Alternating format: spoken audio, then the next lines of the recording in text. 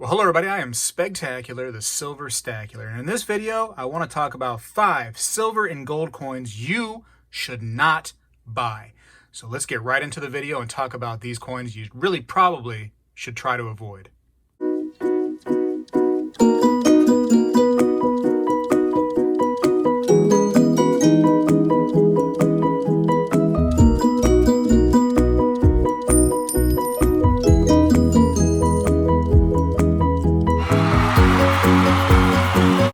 All right, number 1, let's talk about wartime nickels. I think you should avoid these like the plague, and let me tell you why. Now, first, wartime nickels are called that because during wartime efforts, they needed the actual nickel in normal nickels for wartime. So you ended up having 35% of these nickels being silver.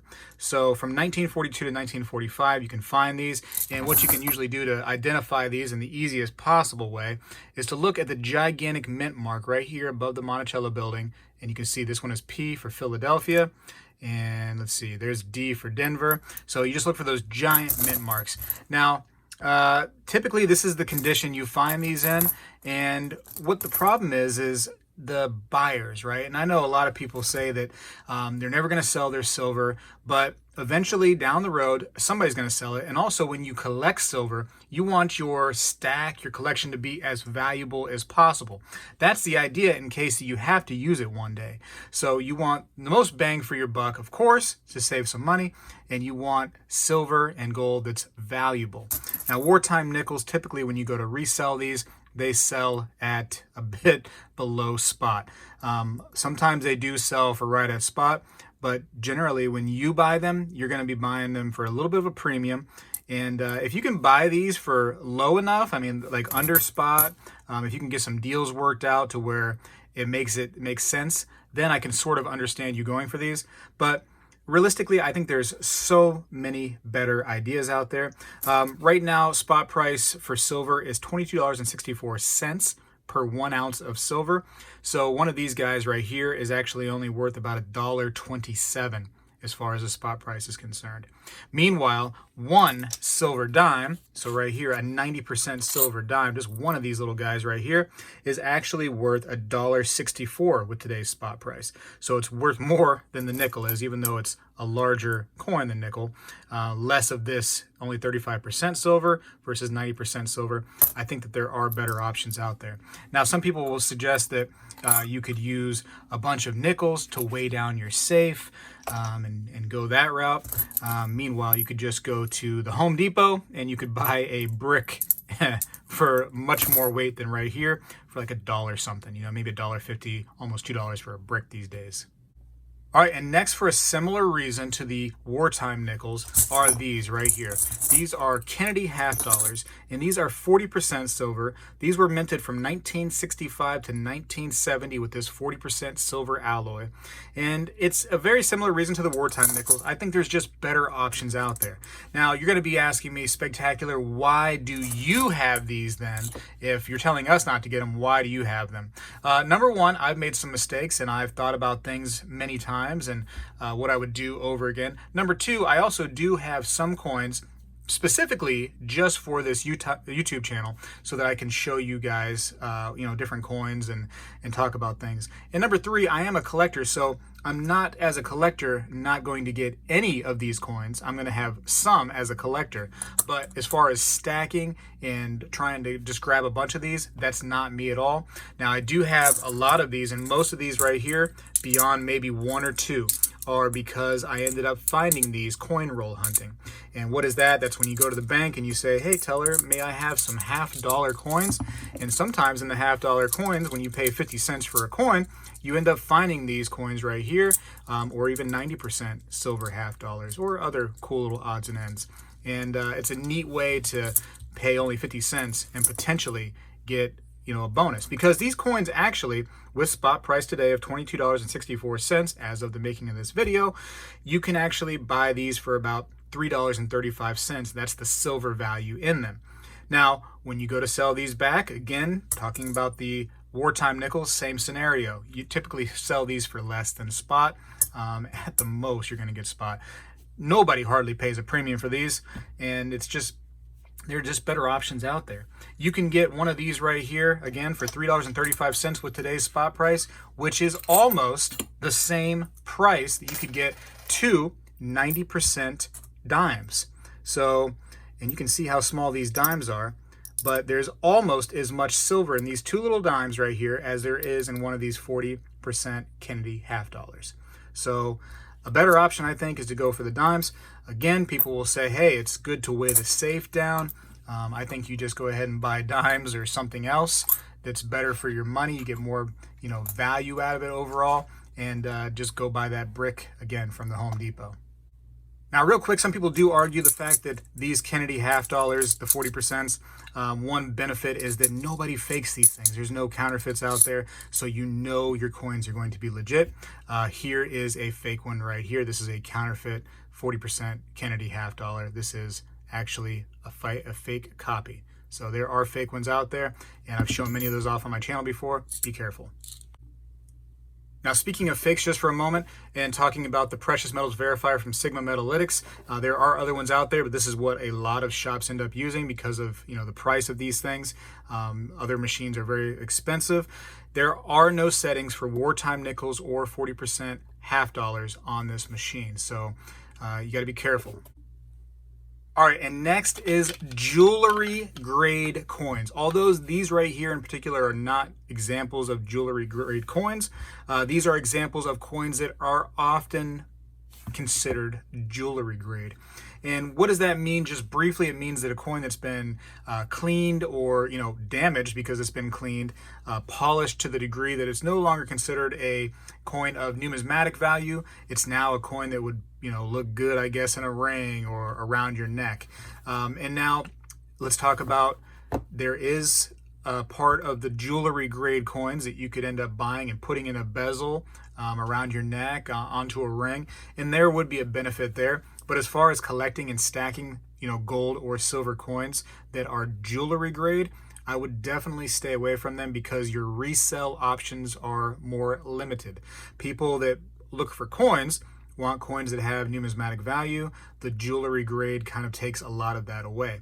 Now, you might be a collector of type coins. So these are example of type coins. You have a quarter eagle and you have an actual eagle right here. And these coins are becoming harder to get, and they're harder to get for a decent price too. So maybe if you're building a coin typeset, and here's an example of a Dansko typeset, and rather than using fake coins, you might consider using jewelry grade coins just to fill one of these spots right here that typically might otherwise cost you an arm and a leg for a legit coin.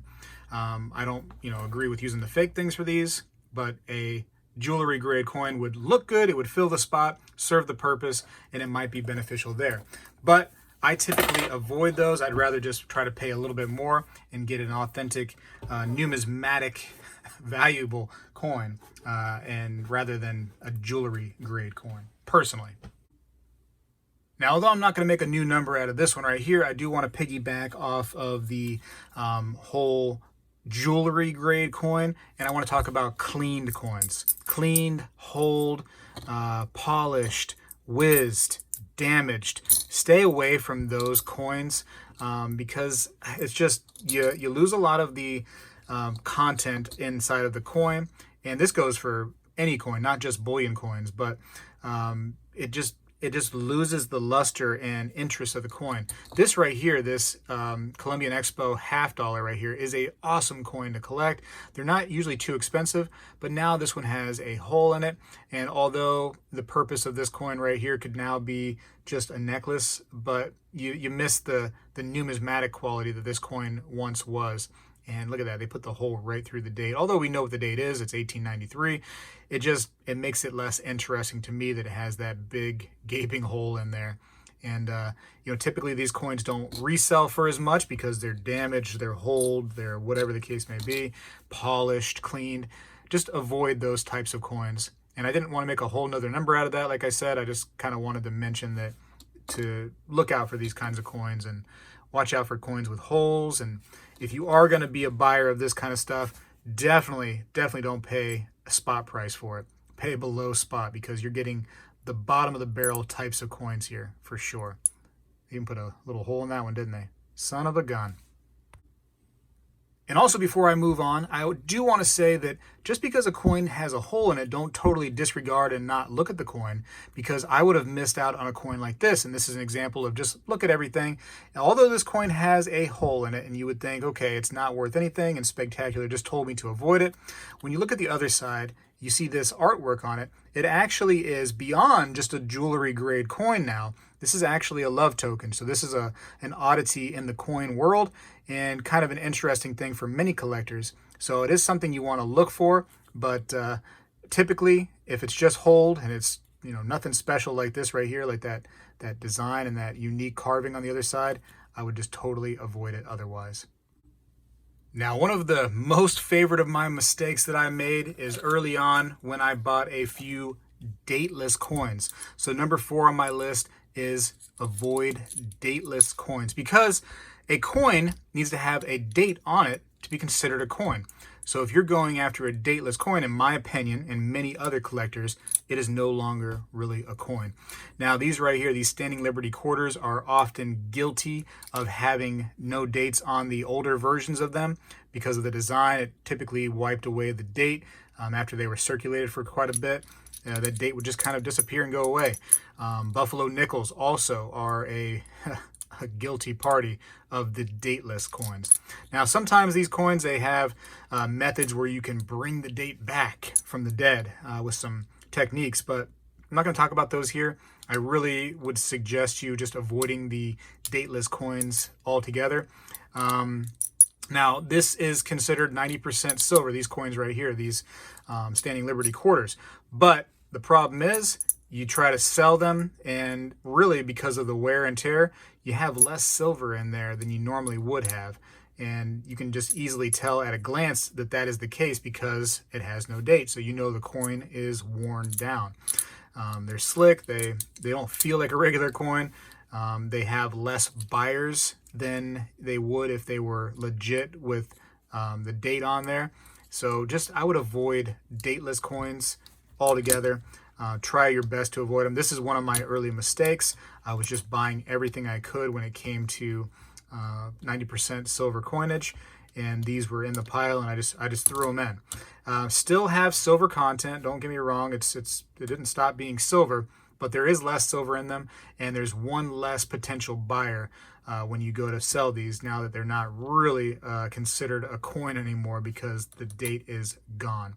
And what if you had the date on some of these and they were a rare date and special? To me, that's much more interesting than just some plain old, which is now just regular bullion. Try to avoid, if you can, dateless coins. All right, here we go. Number 5. I want to talk about coins, silver and gold coins that are fake, that are counterfeit, that are not real. I despise these being in our hobby. There's people that try to justify buying these coins. Every coin right here, believe it or not, on my table is fake.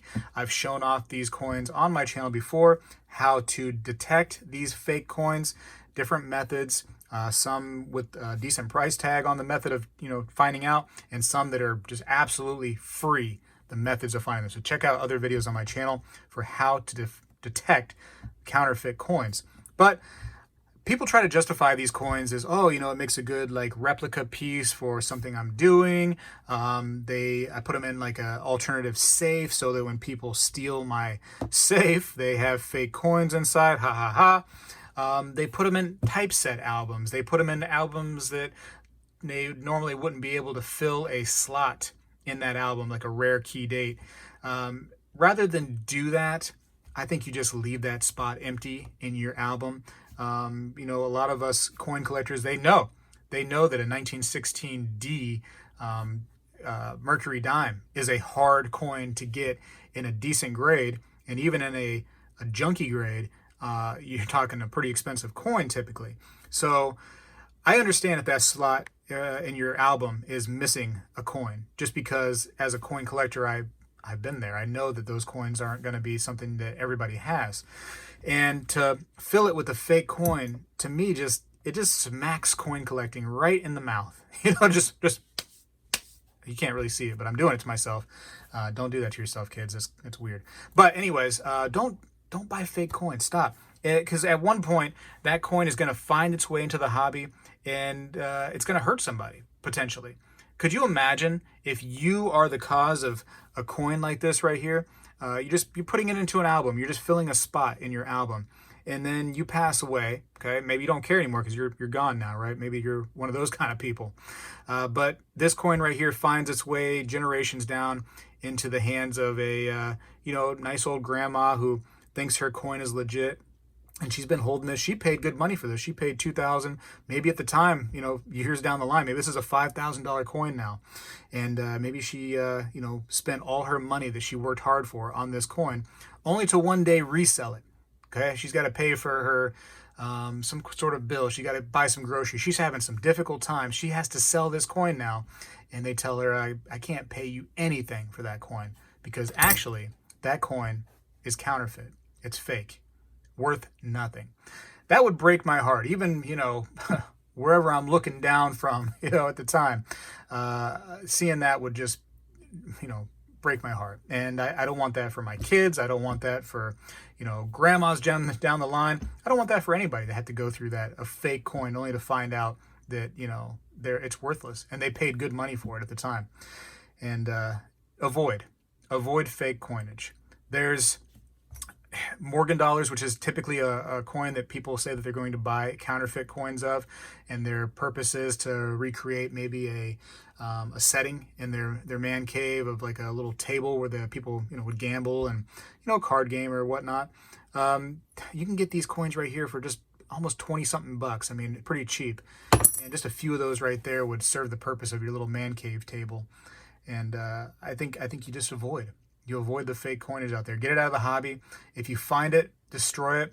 There's some that I have to still cut through and destroy, but I do that. I take them and I break them apart. I cut them open. I label them as fakes and counterfeits so that nobody else can ever get that done to them again, that they could receive a fake. So avoid, at the very least, label them. Label them like this one right here is, fake copy. And that way, everybody knows that they are not legit coins. They're not going to get fooled and not spend their hard-earned money. Anyways, that's long-winded, but I hate fakes. I hate fakes in the hobby. That was 5 coins. 5 coins, a type of coins, silver and gold, that I think you should totally not buy. You should avoid. There are better options out there, and go find the better options. Keep an eye on this channel because I definitely talk about things that are much better buys for you with your hard-earned money than some of that stuff that I just mentioned in this video. Oh, hey, if you're still there, I almost forgot. Leave some comments down below. Let me know what you think about these right here. And feel free to give people other ideas of coins to avoid, and also maybe suggestions of coins to get rather than some that were mentioned. If you totally disagree with me on some of these thoughts right here, leave that comment right there and tell me why you disagree, because, hey, we can agree to disagree. I'm not changing my mind, and you probably aren't either. But anyways, I got to go for now. Spegtacular is out.